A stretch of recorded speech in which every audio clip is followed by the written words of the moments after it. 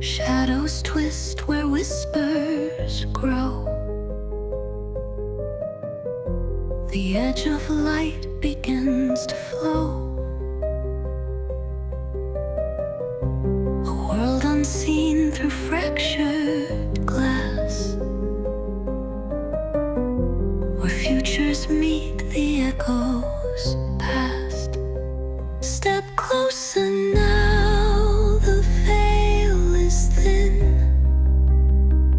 A riddle starts where dreams begin.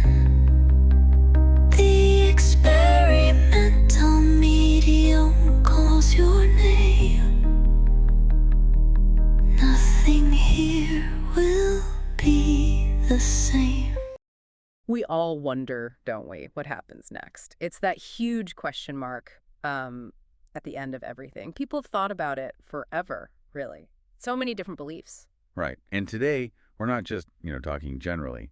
We're diving deep into one very specific account. Yeah, this document, it's called Marguerite Hunter, Descriptive of Life in the Material and Spiritual Spheres. Exactly. Yeah. And the interesting thing is, it's not presented as, like, philosophy or fiction. It's framed as a direct report from someone, Marguerite Hunter, about her experiences in what she calls the spirit world. Okay, so the book claims to describe both our world, the material one, and this other spiritual sphere. And it's based on her experiences, apparently helped by spirit intelligences. That's the idea presented, yes. Yeah. So our goal today is just to unpack what's in the text. Think of it like we're exploring a specific map of the afterlife, the one laid out in this book. It's a personal story then, not just abstract ideas. Very much a narrative, a journey through different places, learning different rules or spiritual laws, as the book calls them. It's quite detailed. So why should you, listening now, come along on this exploration? Well, look, whatever you personally believe, this offers a really unique chance to explore one detailed perspective. It's maybe a bit unusual, sure. But it touches on things like growth after death, consciousness, spiritual progress themes that, most people find pretty interesting. Absolutely. It gives a kind of structure to these big ideas, a sense of moving forward, learning things. It's compelling in its own way. Definitely. Okay, but let's be clear about our approach. We are focusing only on what's inside this book. We'll talk about Marguerite's experiences, the concepts, just as the book describes them. We're not here to say if it's true or not. Right. No external validation or debunking. We're just trying to understand this particular account. So with that said, where does her experience actually begin right after she passes? Yes, the book describes it as an immediate feeling of lightness, like floating away from the physical body. But there's also this feeling of still being connected somehow. By a cord, it says. Exactly, a cord. And a strong feeling of wanting to be free from the suffering she'd experienced. That initial separation but lingering connection. It pops up in other accounts sometimes. That release feeling, yeah. Okay, but then there's this 3-day rest period the book mentions. What's that about? Is it just resting? Well, it's interesting. It's not described as just passive. During these 3 days, the spirit is apparently quite active in forming its spiritual body. Forming it? How? By drawing elements, it says, from the new spiritual atmosphere, creating a form in the divine human likeness. So it's like an active process of assimilation. Building a new vehicle, maybe? Building the vehicle for the next stage. Okay, so after these 3 days of construction, what happens? She awakens. And it's described as a beautiful place with loving and administering friends there to greet her. It emphasizes a gradual easing into the harmony of this new life. Sounds peaceful. It does. And it's at this point she meets a guardian spirit, someone who starts guiding her. Okay, so she's got a guide. And she enters this outer court of the spiritual kingdom. What's that like? Is it like a waiting room? Sort of, but more like an initial learning phase. A place to learn the basics, the alphabet of progress, as the book puts it. What's the key lesson there? The main principles are love and, maybe even more crucially, forgiveness. The book really hammers this point.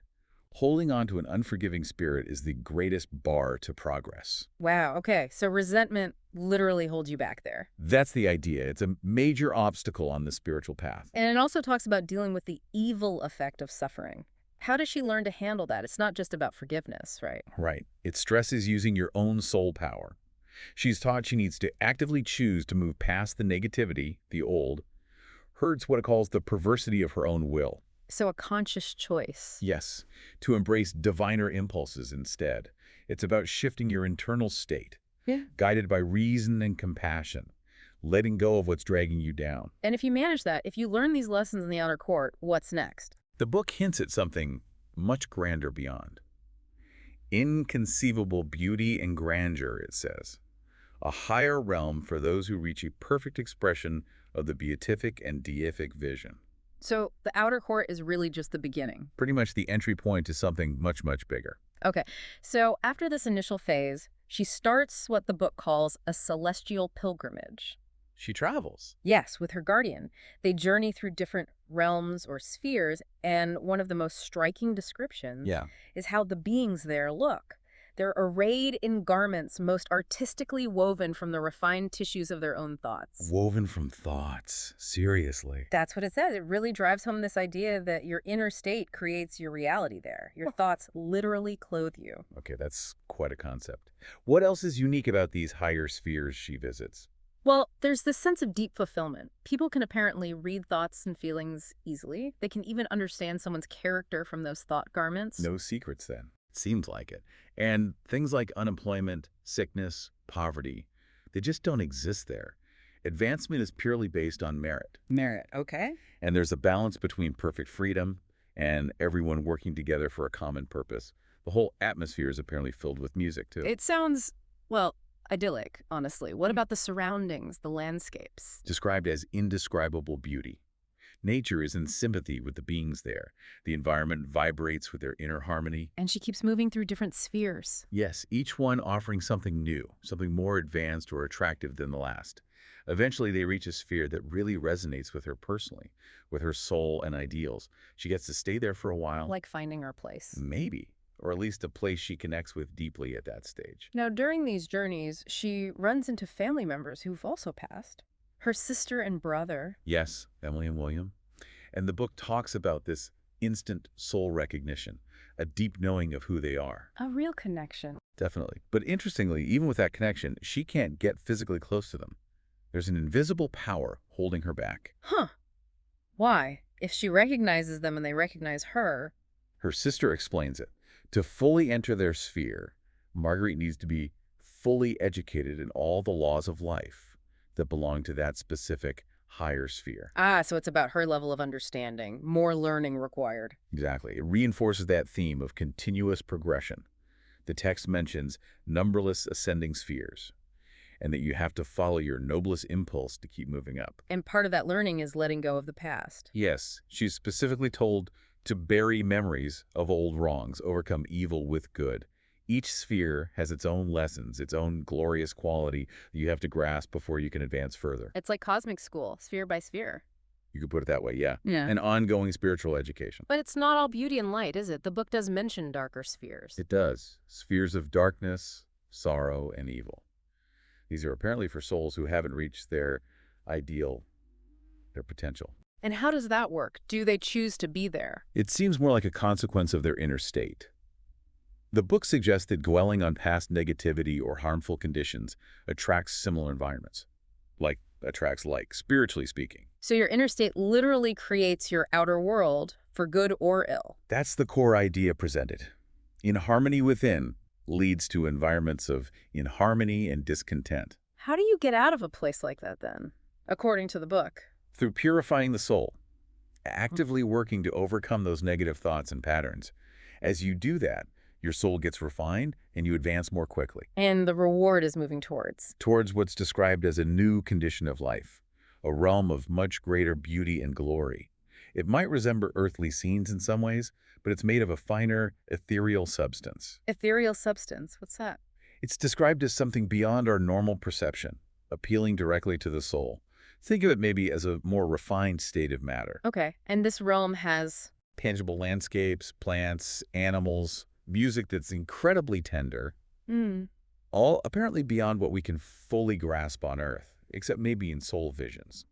A higher sensory experience. Yet even with all this, Marguerite still feels pulled back to Earth, to her children. Yes, a very strong pullback to her Earth home. Her guardian tells her she needs more rest, more spirit power before she can really interact there. But she does visit them. She's allowed to visit. She can see them, perceive their state through their aura or magnetic emanations, like their energy fields, you could say. But they can't see her. No, she can't get their attention. It highlights that barrier between the worlds. And this desire to reach them keeps her tied to Earth. For a long time, yes.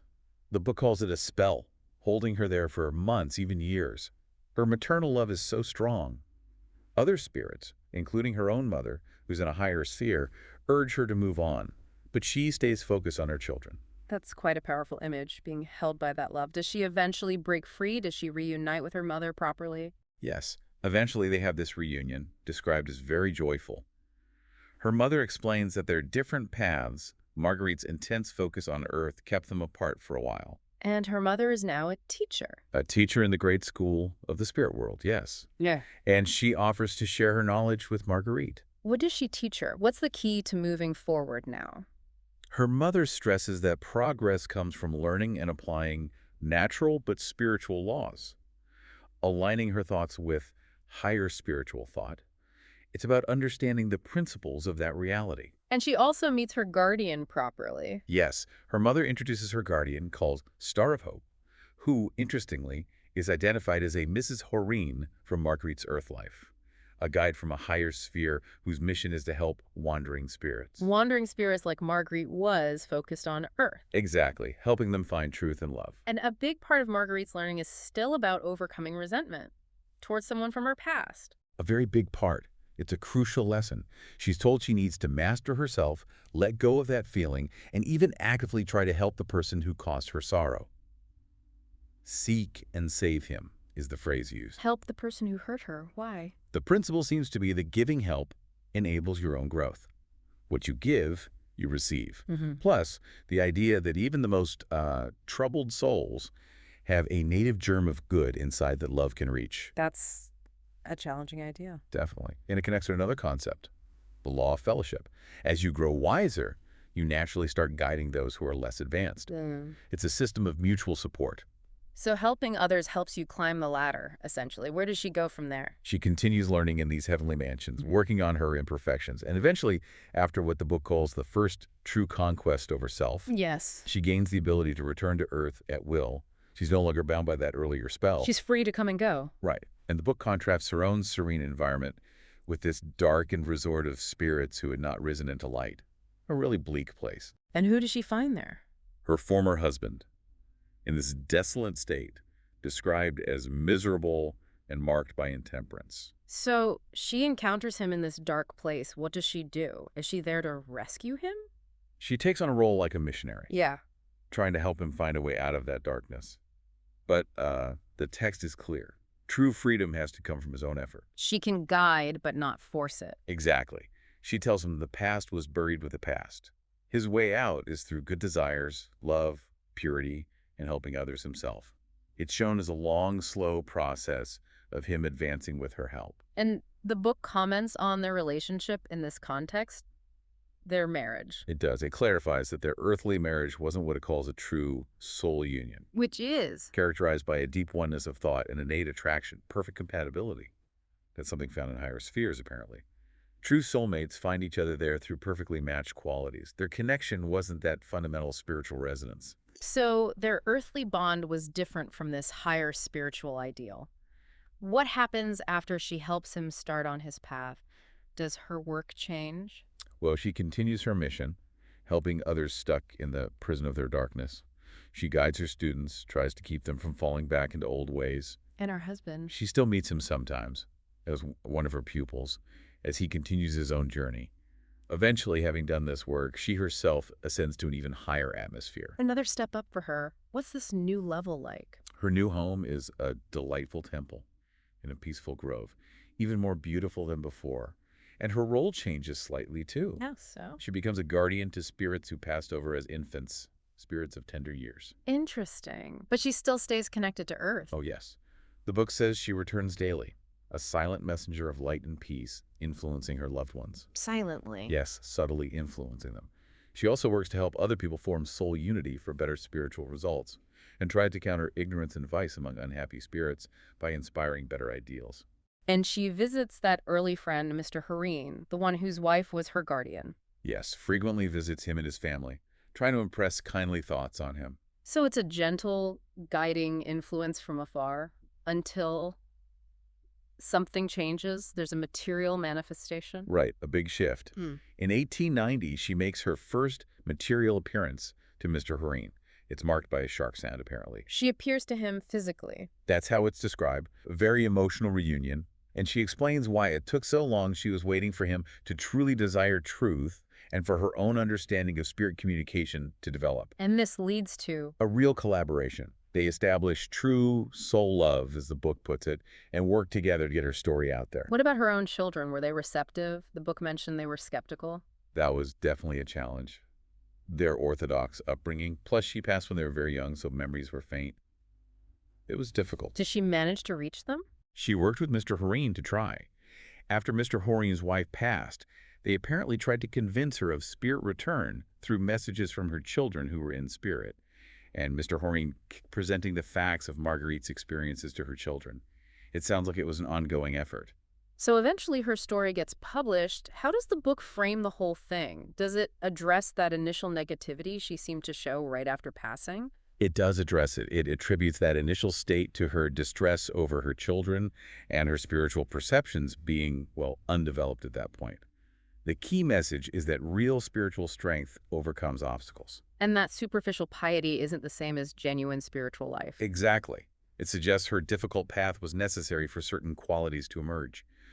The whole narrative is presented as a joint effort by Marguerite, Mrs. Hareen, Star of Hope, and their spirit children. The book also gives us more detail about how things actually work in the spirit world, learning, communication. Right. It talks about periods of rest and getting spiritual sustenance.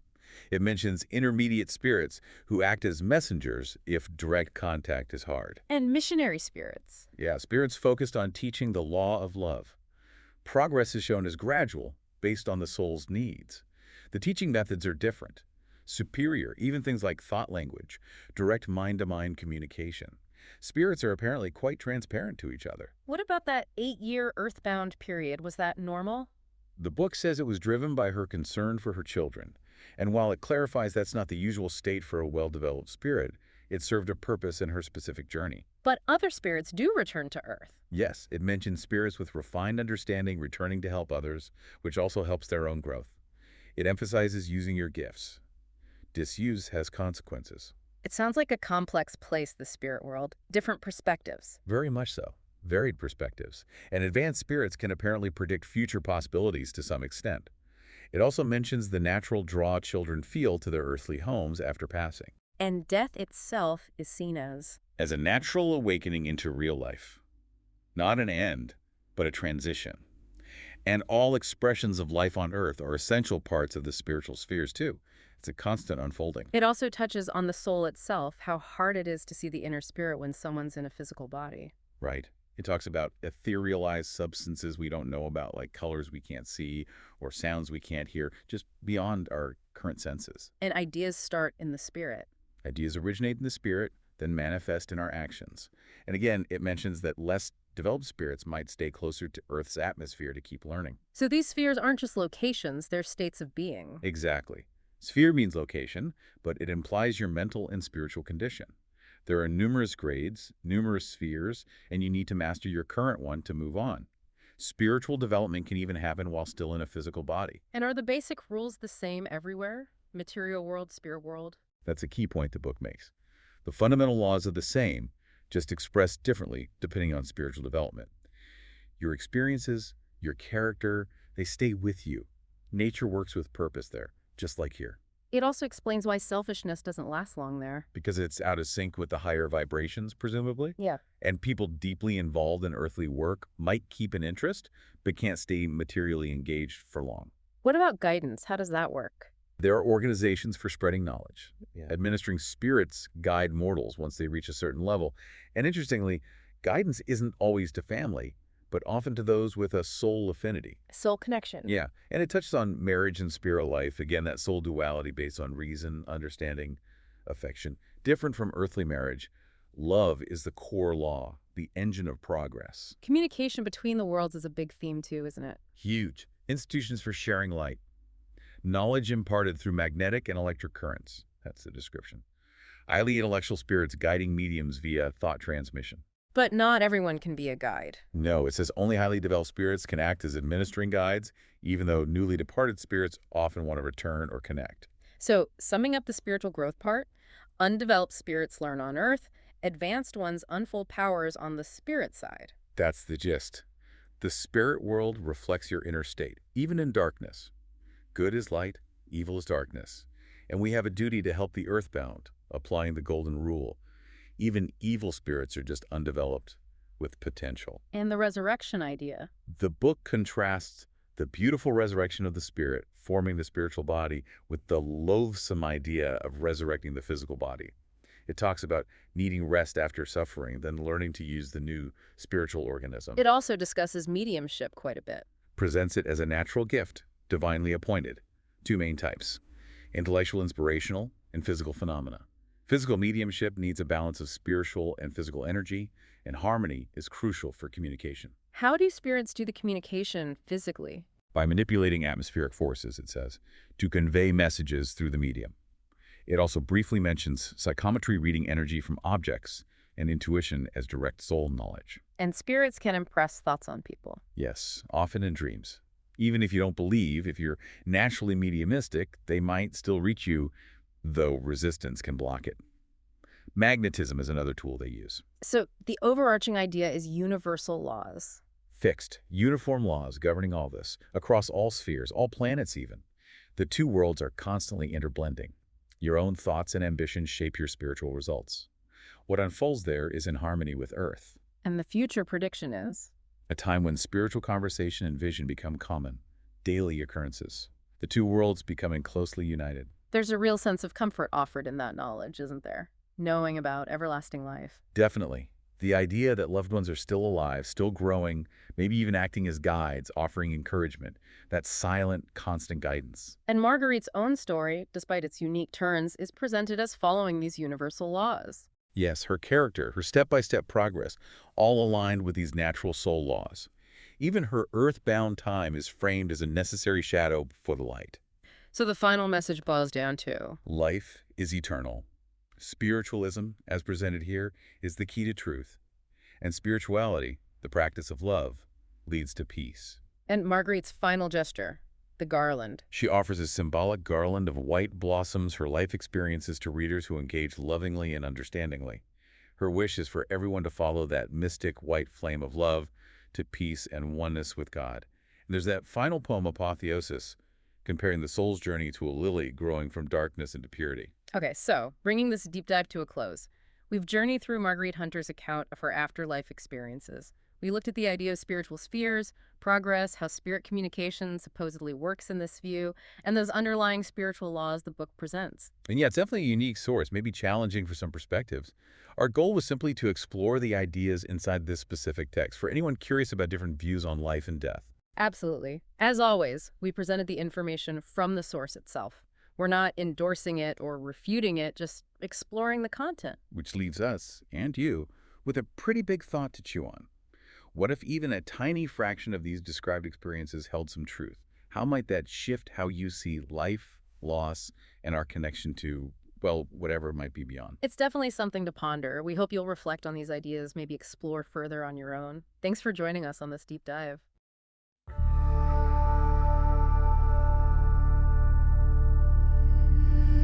Whispers creeping through the haze, shadows dance in twisted ways, echoes hum from worlds unseen. This is where the strange convene. Step into the unknown mind, secrets hidden, twist and bind, truths that linger in between.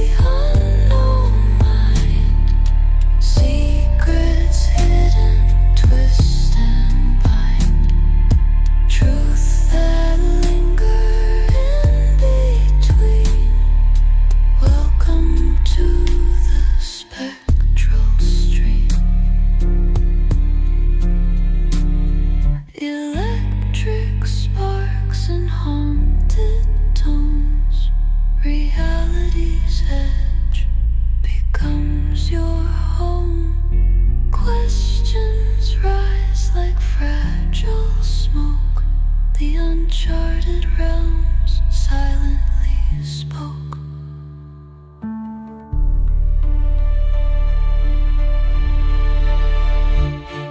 Step into the unknown mind, secrets hidden, twist and bind, truths that linger in between. Welcome to the spectral stream.